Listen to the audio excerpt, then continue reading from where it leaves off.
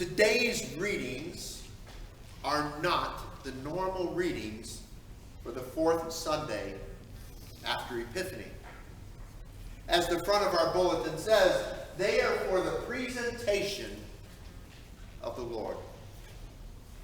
This is a rather ancient feast in the life of the church and is based on the Jewish custom that following the birth of a child, the family would make a sacrifice of thanksgiving for the renewed cleanliness of the mother and the birth of their child. The reason we find this feast in midwinter instead of shortly after the birth of Jesus is that according to Jewish custom, a woman was not considered clean until 40 days after the birth of a boy and 80 days after the birth of a girl. And no one who was unclean was allowed to enter into the temple and make such a sacrifice. Doesn't that contrast the way we see our gatherings today? We acknowledge that none of us are clean, and that it is only in gathering together we know cleanliness through the body and blood of Christ. But back to the feast. Originally, this feast was known as the Feast of the Purification of Mary. Over time, this became problematic for the Roman Church because they professed the purity of Mary from before the birth and throughout her life. Reflecting on a reading once used for this feast, taken from Zephaniah, because it points to Simeon's experience of meeting the light of the nations, and they read, "I will search Jerusalem with candles." In the early 7th century, the feast became also known as Candlemas. Like the Paschal candle that leads our procession during the Easter Vigil, the people would process with candles. One source noting, as a sign of the divine splendor of the one who came to expel the dark shadows of evil. Candles that show how bright our souls should be when we go to meet Christ. Of course, for such a procession, not any candle would do. So the people and the church would present the candles they would use throughout the rest of the year to be blessed, so that when used in the procession, in the home, or during worship, the people would be reminded of the light of Christ that shines in their hearts. With the advent of electricity, the need for candles to offer light declines. And the church again was faced with a dilemma: what to do with this feast. Returning to its more historical roots, the church refocused its attention on the presentation of Jesus at the temple.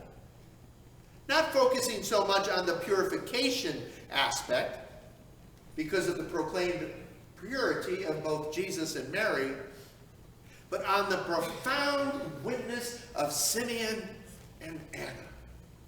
The same witness that we are called to give out of the depths of our faith. Karl Barth, a 19th century theologian, addressed the perceived tension between this purification and witness aspect of the feast in his examination of Jesus' baptism. Barth made the case that Jesus, when he tells John that he must be baptized, in reality did need to be washed of sin. Just not his own, but ours. And how afterward God bore witness to this truth. Likewise, he notes, the purity sought through the sacrifice offered by Mary and Joseph was not the purity of Mary or of Jesus, but ours. And that in this case, it was Simeon and Anna who would bear witness to this out of their faith and trust in the Lord. His point, the presentation and the witness were not in tension with one another, but complementary. Worth noting, as an infant, Jesus really didn't have any control over his life, did he? He wasn't able to make any special request at his presentation like he would do at his baptism. And despite their awareness of the impact their son would have on the world, Joseph and Mary were likely presenting Jesus not for a special blessing to get the ball rolling, but because doing so what was expected by Jewish tradition. In doing so, we are told that they were amazed by the profession of faith given by both Simeon and Anna. First, there were the visions. After the birth came the shepherds, and then the Magi. And now, a priest of the temple and a prophet, all with the same message for Joseph and Mary, that Jesus would grow up to do something special. And that Mary and Joseph's faith and trust in God was what would make it all possible. If their eyes were not fully opened by this time, they were now. And that would give them the strength and courage they needed to help Jesus grow up strong, to help prepare him as they could for what lay ahead. I wonder, what would it take to open our eyes, to amaze us, when it comes to our encounters with the Lord or the continuing work of Jesus? Oh, I know. We all know what Jesus did. He was born, he lived, he died, he rose again. That all who believe might be offered the opportunity to live in the midst of God's grace, mercy, and love for an eternity. As for encountering the Lord, don't we do that each time we come forward to the altar to receive communion?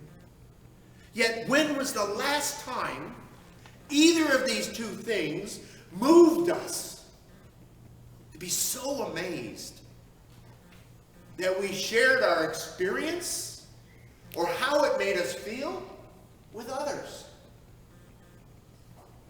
There's something else I know. We are Episcopalians, and we don't do that kind of thing. It's too evangelical for us. But it shouldn't be. I'm not suggesting that we go out on the street corner and start yelling Bible verses, or that we start thumping our Bibles around friends and family, or that we enter into some excited diatribe of where we bear witness to God and what God is doing. Although, mind you, none of that would be bad. But there are other ways for us to show how our encounters with Christ and the work he is doing in the world and in our lives matter to us, and how they can matter to others. Some of these ways are rather simple. Some require a little bit of work. And others, well, they take faith. How much faith?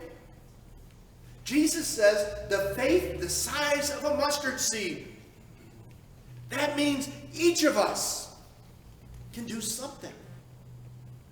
What? That's up to us.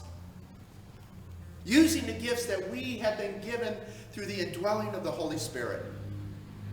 My suggestion? Let's start with the easy things.